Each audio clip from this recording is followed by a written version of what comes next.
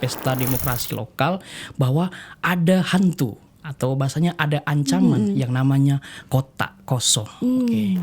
Cerdas dalam apapun termasuk dalam merespon soal dinamika politik. Yang paling penting pada pilkada ini bahwa mahasiswa saat ini semuanya sudah dewasa. Gunakanlah hak pilih Anda. Benar. Gunakanlah voters Anda karena Anda itu dilindungi oleh konstitusi. Jangan sampai Anda golput. Dari teori tersebut artinya bahwa demokrasi itu harusnya menjadi ruang untuk rakyat itu bisa memilihkan calon. Untuk bisa memiliki wadah siapa yang dianggap layak bagi mereka. Elektabilitas ya sebenarnya oke-oke aja siapa yang mau maju. Mau artis, kita ini kan bahasanya negara hukum. Kita ini punya slogan yang namanya equality before the law. Semua itu sama di depan hukum. Anda mau artis, mau Anda figuran, tokoh komedi, siapapun boleh maju. Tapi yang penting atas dasar keadilan bagi rakyat, bukan hanya kepentingan parpol gitu.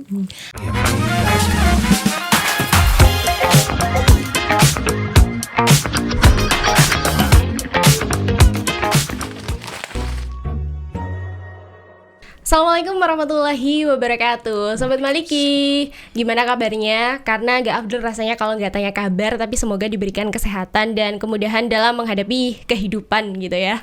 Di Maliki Podcast kali ini kita akan berbicara mengenai topik yang sedang panas-panasnya dan hangat-hangatnya dibicarakan oleh masyarakat. Apalagi kalau gak yang berbau politik begitu ya. Kalau sebelumnya kita sudah melaksanakan kegiatan Pilpres, sekarang adalah kegiatan satunya, yakni Pilkada Serentak tahun 2024 begitu. Dan rasanya gak akan asik kalau bicaranya cuma satu orang. Jadi kita akan berdiskusi bareng Pak Adit dari Fakultas Syariah Dosen Hukum. Sebelumnya kita tanya terlebih dahulu kabarnya Pak Adit. Apa kabar Pak Adit? Alhamdulillah kabar sehat dan walafiat. Alhamdulillah. Pak Adit, tapi sebelum kita bahas lebih jauh ya, bagaimana Pak Adit melihat situasi konflik yang ada di era-era yang sekarang gitu Pak Adit? Mengingat banyak ya, sebelum acara pilkada dimulai sudah banyak konflik-konflik yang mungkin dibicarakan oleh banyak masyarakat begitu ya. Iya. Bagaimana Pak Adit menilai hal tersebut dari kacamata hukum begitu? Yes, oke.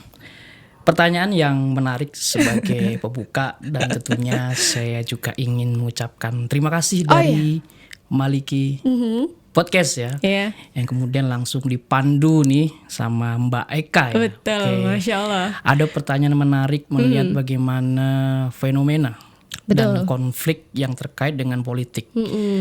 Jadi kalau ditanya secara dasar hukum ya, bahwa ketika ada terjadi suatu dinamika, kemudian bagaimana aktivis-aktivis masyarakat, netizen yang kemudian bersuara tentang fenomena-fenomena dari politik yang kemudian berujung dari konflik. Ini kemudian ada suatu nilai demokrasi sebenarnya yang hidup. Karena semua orang punya hak untuk berekspresi dalam menyampaikan pendapat atau apa yang dipikirkan. Cuman konflik itu kan sebenarnya hal yang wajar di dalam dunia demokrasi. Betul. Dalam dunia demokrasi perbedaan itu boleh. Bahasanya kepala boleh panas, hati tetap dingin. Tidak boleh ada adu pukul. Betul. Karena itu bagian dari pidana yang bisa diancam sampai tahun dari ancaman pidana tersebut. Bisa diancam mungkin bisa 5 tahun gara-gara perbedaan politik. Tapi sekali lagi yang ingin saya sampaikan terhadap bagaimana situasi hari ini, bahwa demokrasi hari ini mungkin bisa dikatakan berjalan ya. Karena semuanya itu memiliki hak yang sama untuk bersuara, meskipun sedikit ada kerikil-kerikil masalah yang kiranya itu bisa menjadi bumbu-bumbu dalam demokrasi. Betul. Kalau bicara mengenai demokrasi Pak Adit, ada juga fenomena bahwa sebuah demokrasi tersebut berarti kan ada hal yang dipilih begitu ya Pak Adit. Pasangan dari calon-calon pemimpin daerah ataupun pemimpin sebuah wilayah. Tapi kalau seumpama pemimpin tersebut yang dipilih cuma satu pasang, itu gimana Pak Adit? ini yang menjadi topik yang sempat dibahas oleh Mbak Eka tadi, Iya.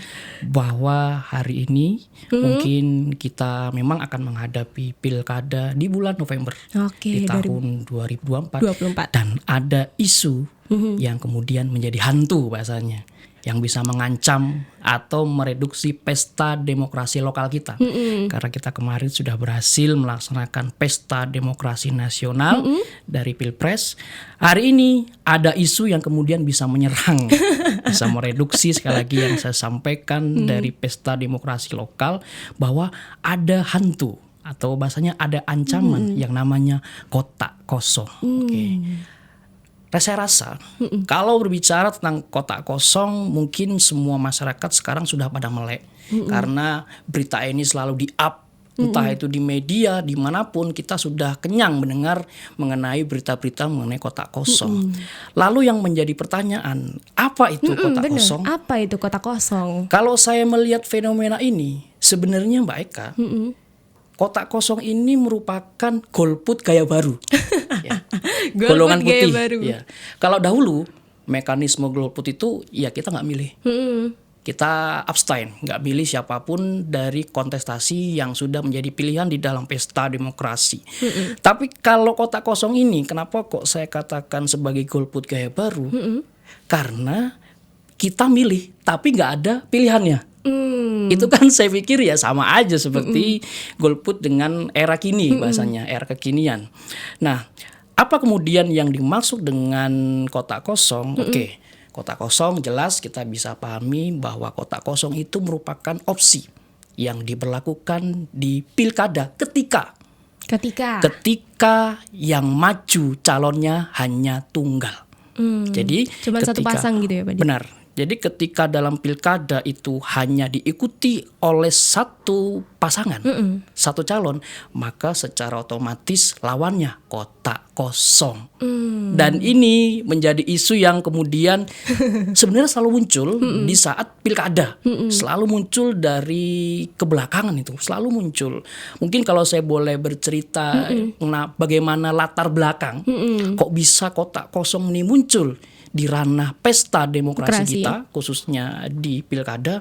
Mungkin kita kalau menarik histori di tahun 2015 gitu, pada saat itu memang berlaku Undang-Undang Nomor 1 Tahun 2015 tentang penetapan Perpu Nomor 1 Tahun 2014 tentang pilkada gubernur, wali kota, dan bupati, yang mana sebenarnya undang-undang ini itu melegalitas untuk terselenggaranya pilkada hanya satu calon.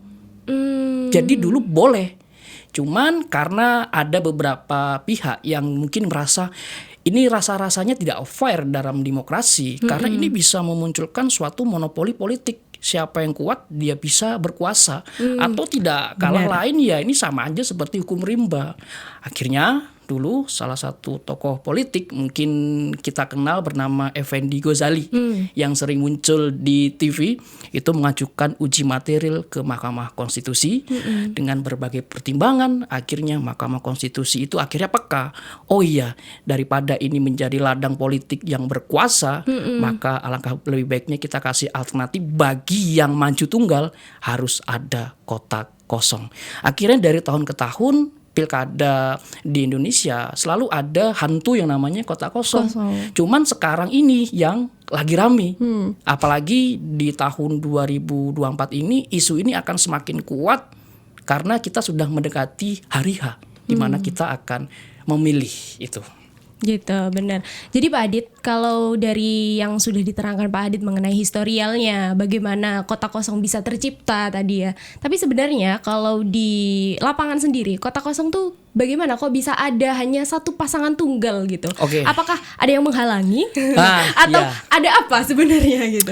Oke, ini menarik ya. Kenapa kok tiba-tiba muncul kotak kosong seperti itu ya? Kok bisa tiba-tiba di dalam kontestasi kita, kenapa kok kemudian ada kotak kosong padahal kita punya banyak partai politik. Ya, kalau saya identifikasi, ada berbagai faktor kenapa kok kotak kosong itu bisa muncul. Kita sebut saja, pertama mungkin ini bahasa politiknya adalah dominasi dari partai politik. Kalau sudah dominasi, pasti dia tidak punya saingan. Ya. Kemudian yang kedua, kita bisa katakan bahwa partai politik itu sebagai wadah politik, edukasi politik, itu kita bisa katakan gagal mencetak yang namanya pemimpin untuk mengisi pos-pos jabatan politik. Makanya tidak ada calon yang bisa diajukan. Kemudian yang ketiga, faktor-faktor lain yang kemudian kenapa kok bisa terjadinya suatu kotak kosong di pilkada kita, ya mungkin karena faktor koalisi atau karena masalah koalisi yang besar atau bahasa kerennya koalisi gemuk. Ya. Gimana itu Pak Adit, koalisi gemuk? Koalisi gemuk ini ya mungkin kita paham bahwa riak-riak demokrasi yang selalu timbul dari pasca demokrasi atau pasca pilpres kemarin itu masih terbawa sampai sekarang. Jadi misalnya dari aliansi politik atau mungkin koalisi partai politik yang dulu maju di pilpres itu masih berlanjut sampai sekarang. Yang biasanya dikenal dengan Koalisi Indonesia Maju gitu. Akhirnya berlanjut yang kemudian menghadirkan kristalisasi pencalonan sampai di pilkada. Makanya muncul bahasanya sekarang koalisi Kim Plus, ada koalisi non Kim Plus. Karena memang itu koalisi yang besar, ya dia bisa memegang suatu kendali daerah yang akhirnya tidak ada persaingan di sana. Dan jelas kalau misalnya terjadi seperti ini, ya ini sangat mereduksi demokrasi di masyarakat karena masyarakat dihadapkan dengan pilihan yang tidak ideal. Hanya satu. Cuman satu. Tidak ada persaingan. Mana adu gagasannya? Aduh kurang asik. Mana adu kurang argumennya? Mana program unggulannya? Kalau itu kan akhirnya tidak ideal. Yang akhirnya jelas di sini memunculkan suatu reduksi persaingan politik yang tidak sehat. Karena saya katakan tadi tidak ada pimpinan atau calon pemimpin yang ideal untuk bisa tarung, untuk bisa mengambil kursi dengan kompetensi yang memang akurat. Dan akhirnya ya jelas kalau seperti ini akan berdampak pada penurunan kepercayaan masyarakat terhadap bagaimana konstelasi politik kita dalam menjalankan pesta demokrasi di Indonesia gitu. Begitu. Tapi Pak Adit kalau menyinggung masalah kepercayaan masyarakat ya, meskipun kadang sudah ada dua pasang tapi kadang masyarakat kurang percaya, ini gimana nih Pak Adit memberikan kepercayaan kepada masyarakat bahwa yang penting sudah menggunakan hak pilihnya gitu ya, daripada tidak memakai hak pilihnya dan digunakan oleh pihak lain malah ini pertanyaan bagus ya. Ini sebenarnya juga bagi catatan entah itu berlaku buat kita semua atau mungkin yang paling penting adalah bagi partai politik. Ingat, partai politik Anda itu punya legalitas hukum yang kuat di dalam Undang-Undang Nomor 2 Tahun 2011 tentang partai politik. Bahwa ketika dihadapkan dengan fenomena meskipun nggak cuman pasangan tunggal atau dua pasangan saja, bisa jadi masih banyak penolakan dari masyarakat. Maka sebenarnya ini yang harus dibangun oleh partai politik atau mungkin bagi pasangan independen yang mau maju ke pilkada. Ketika partai politik itu sudah membina kader, maka binalah politik yang baik. Tentu dari kader yang sudah Anda terjunkan, yang sudah Anda delegasikan, tolong sampaikan bagaimana cara Anda bisa meyakinkan kami. Yakinkannya bukan dengan sembako, yakinkannya bukan dengan Indomie, tapi yakinkan dengan bahwa Anda itu punya program yang bisa memajukan daerah, apakah dari segi kesehatan, apakah dari segi pendidikan, atau mungkin kemudian sekarang eranya anak muda bahwa Anda bisa menggunakan semangat anak muda untuk membangun daerah. Ini berlaku bukan hanya bagi partai politik, juga berlaku bagi independen. Jangan hanya karena Anda berbekal background bahasanya itu netral, tidak terikat dengan partai politik, tapi kalau seandainya Anda tidak bisa menyampaikan visi misi yang jelas, target yang baik, bagaimana Anda bisa memajukan daerah, ya pasti kemudian akan muncul yang namanya rasa tidak puas. Dan itu hal-hal yang wajar dalam demokrasi. Justru kalau nggak ada seperti itu, bisa jadi ada pertanyaan dalam demokrasi bangga kita. terus nih. Benar juga. Pak Adit, kalau kita bergeser kembali ya ke kota kosong, Yes. bagaimana mekanisme kota kosong ini bila ternyata kota kosong ini yang menang gitu? Oke. Orang-orang yang memilih kota kosong ini ternyata Oke, yang menang. baik. Jadi meskipun di sana ada calon tunggal seperti pertanyaan Mbak Eka, bagaimana kalau seandainya kota kosong yang menjadi pemenang? Oke, maka memang secara otomatis bukan berarti pasangan tunggal itu menang. Enggak.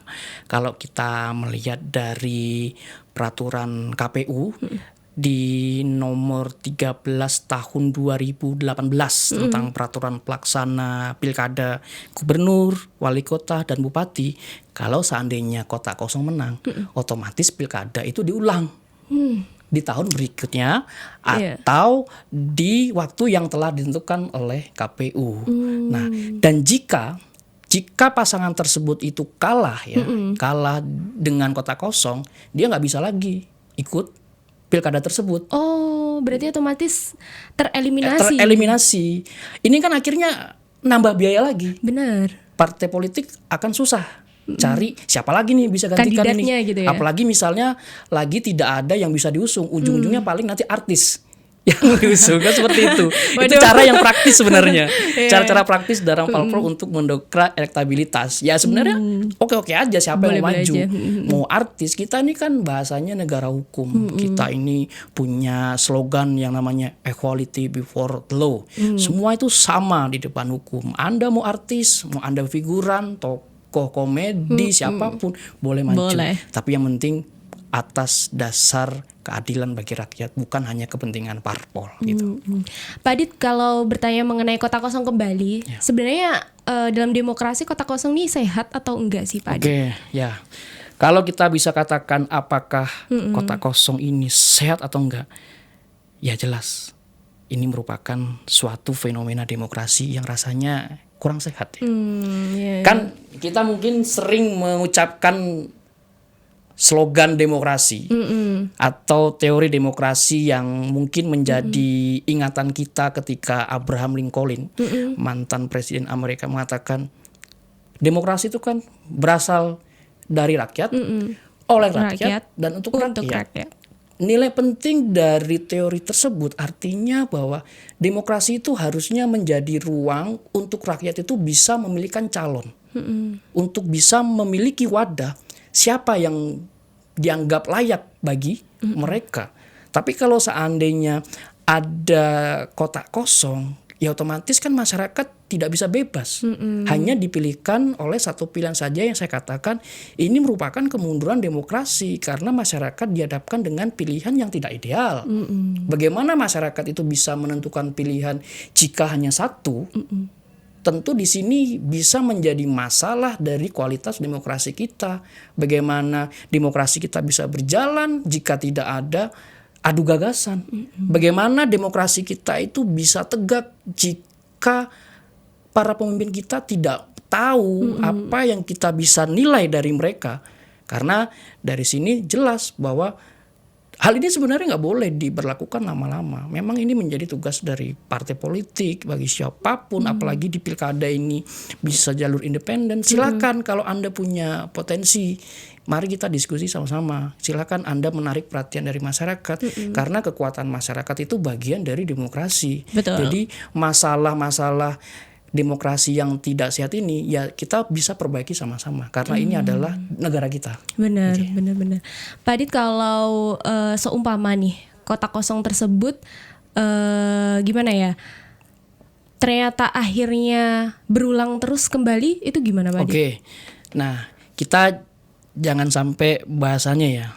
Bahasanya itu jangan sampai jatuh di lubang yang sama. Ya itu kan suatu hal yang menjadi masalah. Kalau kita menjadikan masalah tapi kita tidak belajar dari pengalaman yang seperti itu. Kalau seandainya memang kota kosong ini akan selalu ada, yes mungkin bisa jadi akan selalu ada. Lalu kira-kira bagaimana masalahnya? Ya memang kita tidak bisa diam. Ancaman kota kosong ini tidak hanya terjadi di tahun ini. Tadi sempat saya singgung bahwa kota kosong itu sudah terjadi dari beberapa tahun karena dari 2015. Apakah kemudian ke depan akan terjadi? Ya kita nggak tahu. Tapi potensinya pasti ada. Jadi Mbak Eka ya, kalau kita ngomongin pilkada, kita itu punya provinsi sekarang tambah mungkin sekitar 38 ya. Iya. Tambah Papua itu. Kita punya daerah itu sekitar 400. 400 lebih. Iya. Jadi apakah kemudian setiap pilkada kita akan selalu dihadapi dengan hantu yang namanya Kota kosong? Pasti.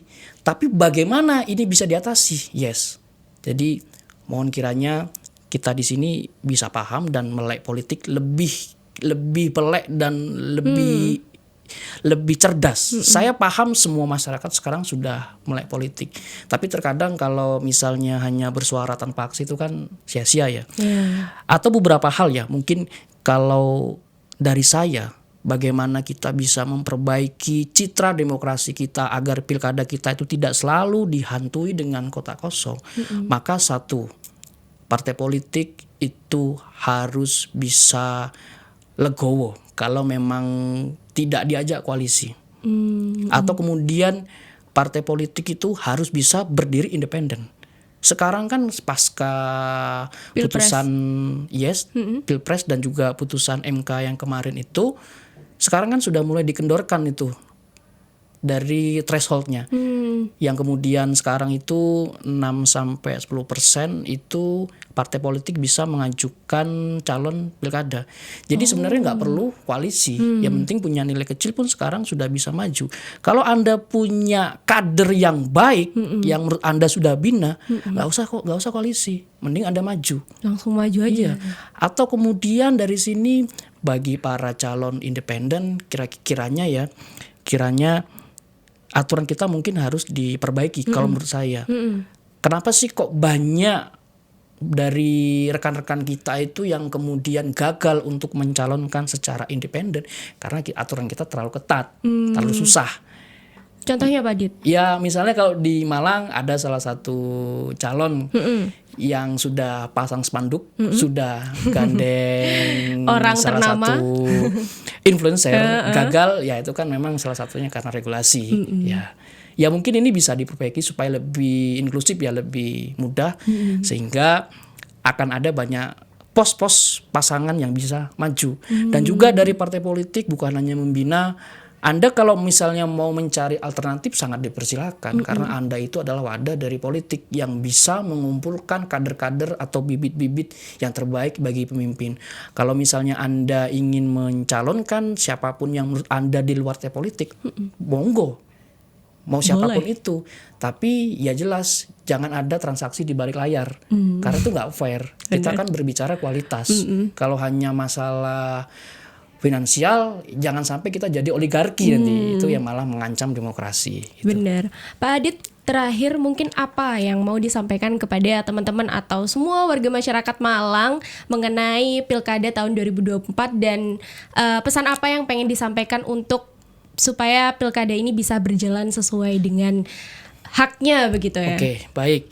Terima kasih Mbak Eka, nggak kerasa sampai di sesi akhir. Luar biasa ya kita diskusi. Dari apa yang disampaikan oleh Mbak Eka, maka saya ingin sampaikan bahwa Malang ini kota pendidikan. Malang ini dikenal orang yang cerdas karena kita adalah kota pendidikan, karena Malang itu banyak kampus. Benar. Maka stigma pendidikan di masyarakat harusnya menempel di diri kita bahwa kita cerdas. Cerdas dalam apapun, termasuk dalam merespon soal dinamika politik. Yang paling penting pada pilkada ini bahwa mahasiswa saat ini semuanya sudah dewasa. Gunakanlah hak pilih Anda. Benar. Gunakanlah voters Anda, karena Anda itu dilindungi oleh konstitusi. Jangan sampai Anda golput. Karena apa? Mungkin kita tahu golput itu suaranya bisa disalahgunakan. Maka lebih baik Anda memilih, tapi tetap karena bagi kita pun entah itu mahasiswa, masyarakat umum, kita harus bisa memilih dengan hati nurani yang benar-benar sesuai dengan idealitas apa yang kita yakini. Bukan karena sogoan, bukan karena janji-janji yang tidak realistis, tapi semuanya ada di pilihan Anda. Dan dalam menghadapi kota kosong ini, silakan Anda protes. Silakan Anda mengkritik. Tapi kalau bisa Gimana caranya kita bersatu? Mungkin Anda bisa menjadi salah satu pelopor untuk mewakili kelompok masyarakat non-partai dalam maju ke pilkada. Kalaupun memang Anda tidak suka dengan calon yang ada, silakan Anda berikan apresiasi dengan damai dengan memilih kotak kosong. Tapi kalau memang menurut Anda calon tersebut memang baik dan memang layak, silakan Anda pilih karena itu adalah hak Anda yang dilindungi oleh konstitusi. Gitu. Wah, terima kasih Pak Adit. Kalau kita tarik kembali ya bahwa pemilihan kotak kosong ini hanya berlaku jika terjadi adanya pasangan tunggal dalam pilkada. Jadi teman-teman harus tetap menggunakan hak pilihnya meskipun itu pasangan tunggal tetap ada pilihannya. Tetapi kalaupun ada beberapa pasangan dalam pilkada tersebut, tetap teman-teman harus memilih salah satu di antara dari mereka. Dan itu dari kami, mohon maaf apabila ada salah dan kata. Supaya teman-teman gak ketinggalan info, bisa langsung klik like, komen, dan subscribe di YouTube UIN Maulana Malik Ibrahim Malang. Sekian dari kami, mohon maaf. Saya Eka Meleningrum, pamit undur diri. Wassalamualaikum warahmatullahi wabarakatuh. Waalaikumsalam warahmatullahi wabarakatuh. Makasih Pak Adi. Ya, sama-sama.